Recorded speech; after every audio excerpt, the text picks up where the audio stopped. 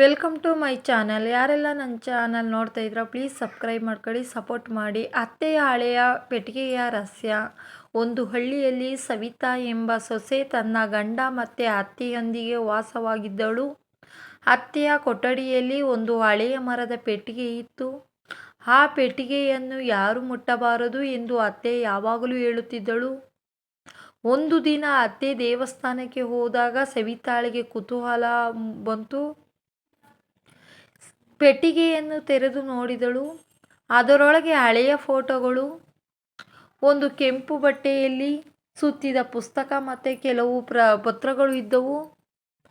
ಸವಿತಾ ಒಂದು ಪತ್ರವನ್ನು ಓದಲು ಆರಂಭಿಸಿದಳು. ಅದರಲ್ಲಿ ಅತ್ತೆಯ ಮೌನದ ದಿನಗಳ ಕತೆ ಬರೆಯಲಾಗಿತ್ತು. ಕುಟುಂಬದ ಕಷ್ಟದ ಸಮಯಗಳಲ್ಲಿ ಅತ್ತೆ ತನ್ನ ಎಲ್ಲ ಆಭರಣಗಳನ್ನು ಮಾರಾಟ ಮಾಡಿ ಮನೆ ಉಳಿಸಿದಳು.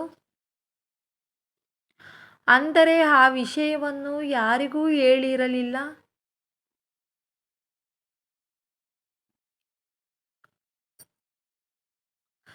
ಮುಂದಿನ ಪತ್ರಗಳಲ್ಲಿ ಒಂದು ರಹಸ್ಯವಿತ್ತು. ಮನೆಯ ದೇವರ ಕೋಣೆಯಲ್ಲಿ ಪ್ರತಿ ವರ್ಷ ಒಂದು ವಿಶೇಷ ಪೂಜೆ ನಡೆಯಬೇಕೆಂದು ಅಜ್ಜಿಯವರು ಬರೆದಿದ್ದರು. ಹಲವು ವರ್ಷಗಳಿಂದ ಅದು ನಿಂತಿತ್ತು.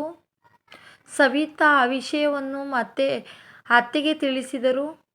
ಅತ್ತೆ ಆಶ್ಚರ್ಯಗೊಂಡು, ಇದು ನಮ್ಮ ಕುಟುಂಬದ ದೊಡ್ಡ ರಹಸ್ಯ. ಈಗ ನೀನು ತಿಳಿದಿರುವುದರಿಂದ ಇದನ್ನು ಮುಂದುವರಿಸು ಎಂದಳು. ಆ ದಿನದಿಂದ ಕುಟುಂಬದ ಮತ್ತೆ ಆ ಸಂಪ್ರದಾಯಗಳನ್ನು ಆರಂಭಿಸಿತು. ಮನೆಯಲ್ಲಿ ಶಾಂತಿ, ಒಗ್ಗಟ್ಟು ಮತ್ತು ಸಂತೋಷ ಹೆಚ್ಚಿಸಿತು. ಕಥೆಯ ನೀತಿ. ಕುಟುಂಬದ ಹಳೆಯ ಸಂಪ್ರದಾಯಗಳು ಮತ್ತು ಹಿರಿಯರ ತ್ಯಾಗಗಳು ಅನೇಕ ಬಾರಿ ನಮಗೆ ಗೊತ್ತಿರದ ರಹಸ್ಯಗಳನ್ನು ಹೊಂದಿರುತ್ತವೆ. ಅವುಗಳನ್ನು ಗೌರವಿಸಿದರೆ ಕುಟುಂಬದಲ್ಲಿ ಒಗ್ಗಟ್ಟು ಹೆಚ್ಚಿಸುತ್ತದೆ.